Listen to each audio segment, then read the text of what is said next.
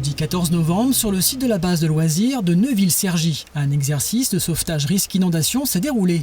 C'est grâce aux équipements techniques de la base nautique mis en place pour les sports d'eau vive qu'un fort courant d'eau peut être simulé afin que les sapeurs-pompiers puissent s'entraîner au sauvetage aquatique. C'est dans le cadre de cette formation nationale que le constructeur automobile Renault, en partenariat avec le SDI 78, a été invité afin d'observer et de comprendre la prise en charge d'une victime prise au piège dans son véhicule, surprise par la rapide montée des eaux. Aujourd'hui, ce qui m'intéresse, c'est la prise en charge de victimes qui sont bloquées à l'intérieur de voitures si leur voiture est tombée à l'eau ou s'il y a une brusque montée des eaux. Parce que c'est un projet sur lequel on travaille avec l'Euro NCAP.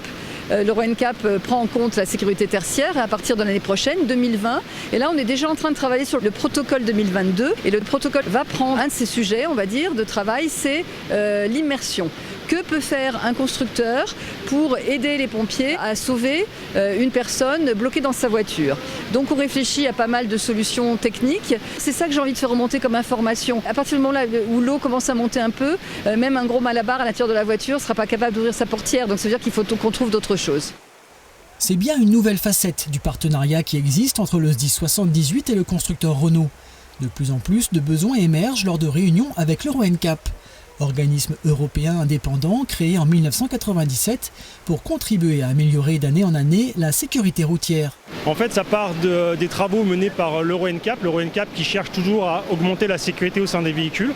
Et dans ce groupe de travail, différentes propositions ont été portées, notamment par des pompiers à la fois français et étrangers, de regarder si une action particulière pouvait être faite sur les véhicules immergés, puisque ça devient aujourd'hui, avec les conditions météorologiques changeantes, des phénomènes pour lesquels les sapeurs-pompiers sont de plus en plus confrontés.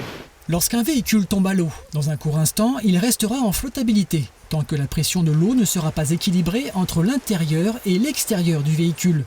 Une fois cet équilibre réalisé, celui-ci sombrera au fond de l'eau.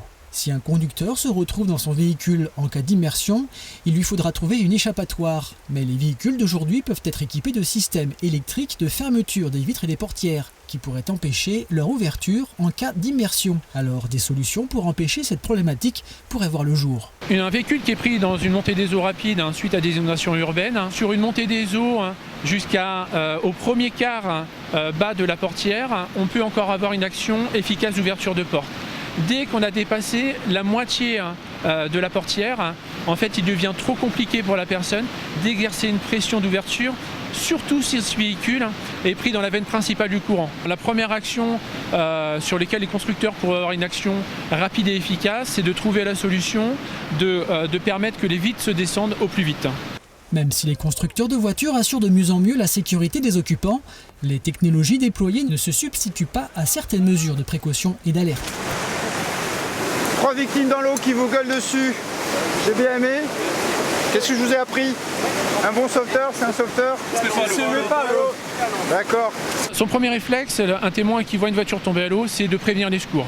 J'alerte immédiatement. Après, j'agis. Le témoin doit impérativement pouvoir nous identifier l'endroit où le véhicule en fait s'est submergé complètement. S'il a pu identifier que la victime était sortie, de bien tracer visuellement où se déplace la victime dans l'eau pour pouvoir indiquer au secours la victime a pris tel cheminement et est dans cette zone-là.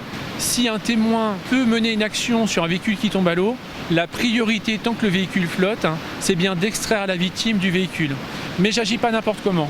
Souvent, les gens qui ont porté secours aux gens qui étaient en difficulté dans l'eau, souvent ces gens ont été eux-mêmes en difficulté parce qu'ils n'ont pas mesuré peut-être certains dangers, certains paramètres. On ne peut que conseiller aux gens de porter assistance et secours, mais qu'à partir du moment où ils s'en sentent capables, qu'ils ont eu un minimum d'expérience pour le faire. Donc, dans le cadre d'un sauvetage d'une personne tombée à l'eau, veuillez respecter certaines consignes. Gardez toujours un contact visuel avec la victime le plus longtemps possible. Et si vous décidez de lui porter secours, ne surestimez pas votre condition physique afin de ne pas vous-même vous mettre en danger.